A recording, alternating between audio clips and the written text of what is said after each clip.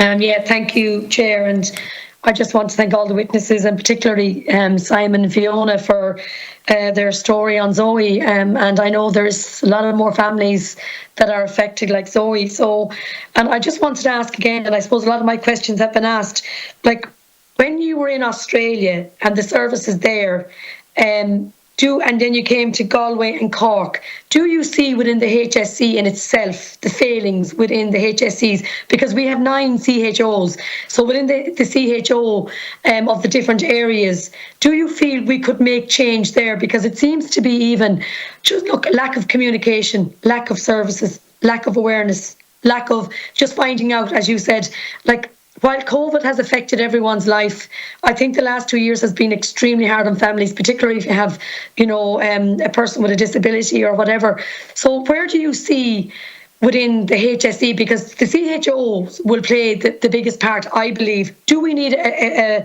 full change there? I'm just wondering that. I want to ask Peter on the NDIS. Is there any other model like that around the world?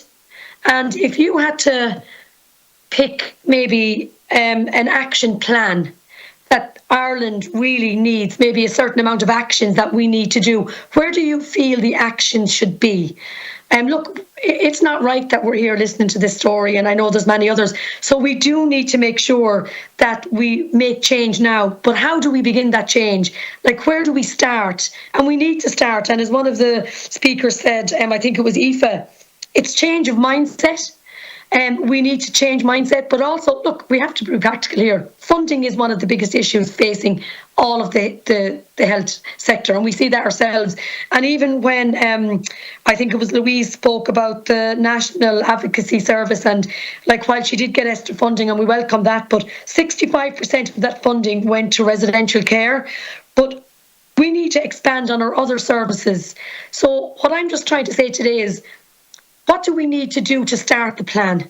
How do we start it? How do we, as Oireachtas members, committed to working and supporting here today the actions and what we can do? And I know, as I said, we need to talk to the Minister, and I will be speaking to Minister Anne Rabbitte on this, because I think it's important. And I do think she was actually kind of trying to come in this morning. I know she had other meetings, but I do think, because I had said to her that this was important again, and look, like other areas, Minister Rabbitte is trying to give funding, I know, across all sectors of disabilities.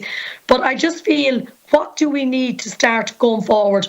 What groups need to meet? And where do you, Simon and Fiona, feel, and in fairness to you, you're so professional there about what road we need to take. So how do you believe, and particularly Simon as a doctor, where do you think the start needs to come? Thank you. Fiona, Simon. Thank you. So you're talking about, I mean, the big things you're talking about were the HSE's failings. The South-South-West Hospital Group in Cork, Kerry, where I work, I mean, the problem is their budget is the hospital and all the community hospitals in the area, and disability services as well.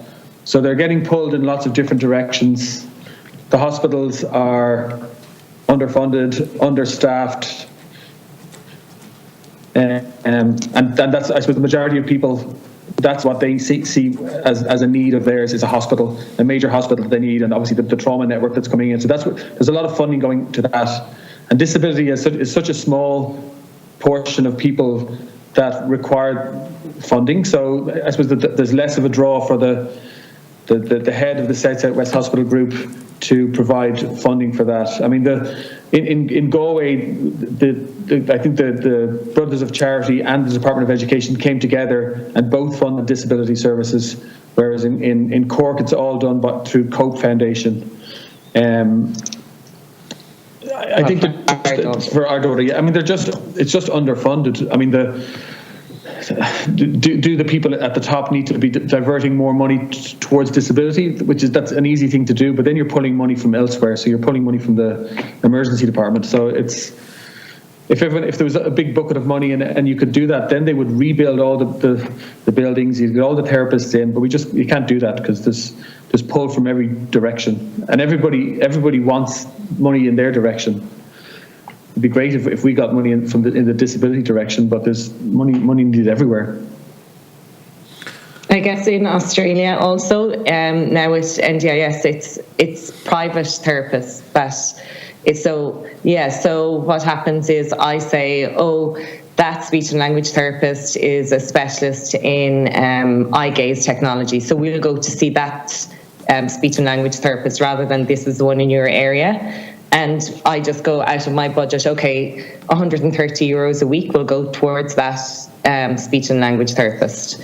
So, I don't know if that's could be the model that was used here.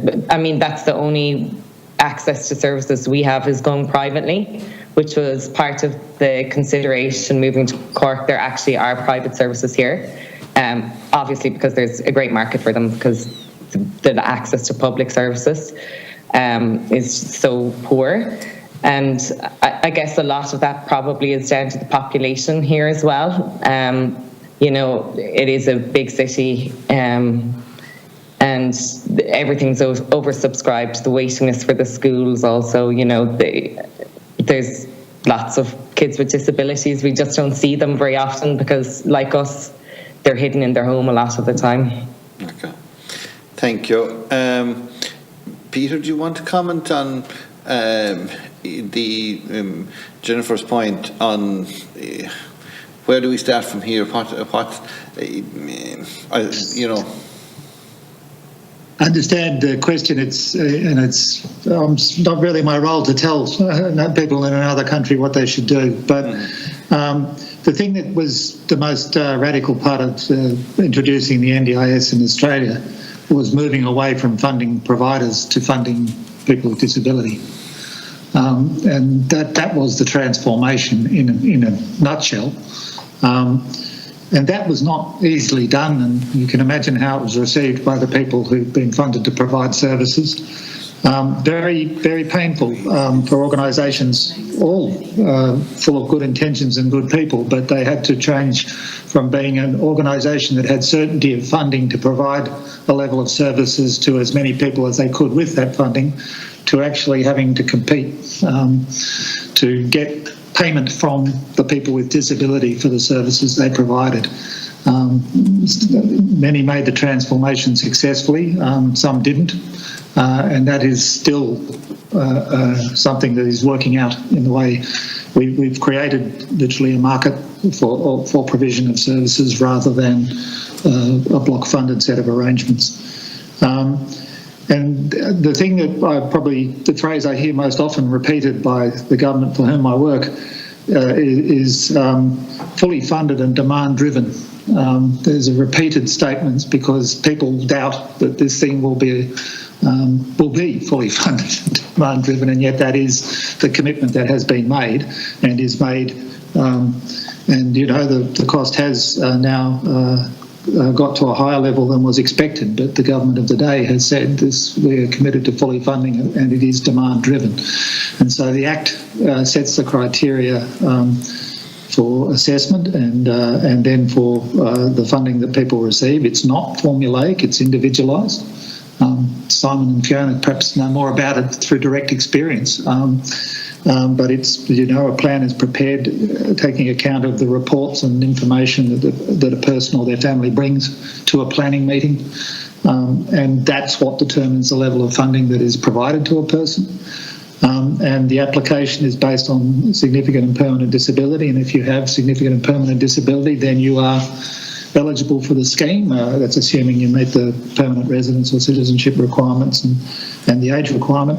And then the plan is done and you have a sum of money and you go and purchase services, and you purchase it in a market where various people. Now, there are difficulties in Australia. Again, as Simon and Fiona will know, we're a very, very big country with a small population for the size of the land, and so we have difficulties when we get out into our remote areas. We don't have hot and cold running therapists out in the remote parts of the country. So, we have our problems and challenges in doing this, and a market model is quite difficult to make work in those circumstances. But there's been a lot of effort put into growing the workforce. We still need another 83,000 people, we think, in the next few years to come into the workforce for this, and that's after growing it already by significant amounts. So there's a lot of effort. A lot of that is not high-level therapy. It's personal care and those sorts of workers. But the thing that has been there throughout has been a political commitment by governments to it, and the journey goes on. Somebody asked about is there another one like it in the world? I'm not aware, but that's not to say there aren't some that are similar. And in the early days of what people call client-directed care or whatever in the UK. We looked to that in years ago as interesting experiments, again, where people were given sums of funds to then actually use them in the way they thought they suited them best. So this was not completely new in the world, but I don't know of another scheme that's rolled it out on this scale, in this time frame, in this way. But I wouldn't claim to know what every 190 odd countries around the world do. Well, I just want to compliment you. Well done. You have a great scheme. Well done.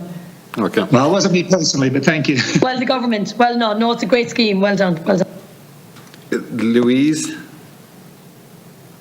Thanks, Chair. Deputy, just to clarify in the first instance to your point about the funding for the advocacy service, the point I was making was that the funding that is going into the funding for disability generally, not for our service, is still very focused on residential services. It's 65% of the HSE's budget will go to residential services, and I think that feeds into something that Peter was highlighting, that we do have a lot of very big providers. There's a lot of interest in disability provision. It's still driven by a model of people having to fit in around the service, and it's not individualised design. So I think there are things in traction that we can kind of harness, like the pilot programmes on individualised budgets are due to complete next year, as I understand it. We also have the transition from disability away from the Department of Health into the new department, and I know that's quite controversial, but I think what it does do is it grounds disability inequality and not in healthcare, because disability isn't just about healthcare, it's about a whole of life approach. So I think we do have some good things happening, but it's kind of how do you harness that to get to the next level, to get to a model of something like Peter describes. And for me, it's around looking at, it is building an alliance, civil society and at governmental level, but also as well as about looking at our legislative provisions as well. So people don't have access to services as a legislative right here. It's not a justiciable right to say that I need access to speech and language therapy or my child does. There's no law underpinning it. So there's other pieces that we could look at as well. Okay, thank you. Aoife? Thank you, Chair. Just to add to what Louise has said, I think we're already on the journey to offer some hope, and the demonstration project on personalised budgets is one of those ways that we can learn to do different. But we need to invest in it, because families are on that journey alone. They're not connected, they're not sharing their learning with each other. The HSE is also developing its action plan at the moment.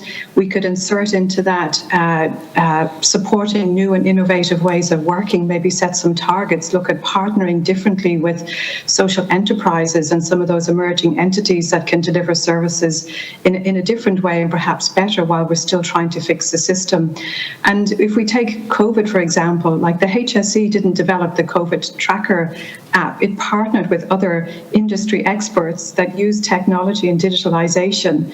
They got into a room. What is the problem? What are the options? How do we fix it?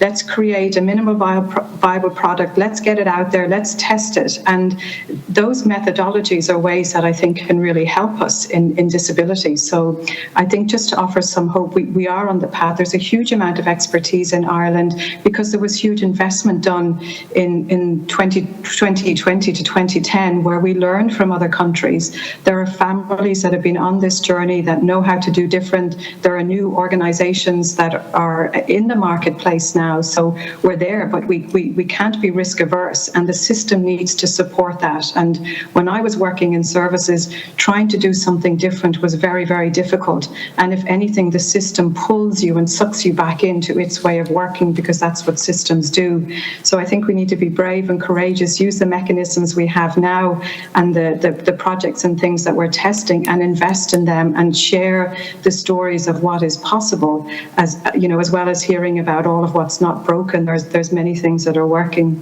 So thank you.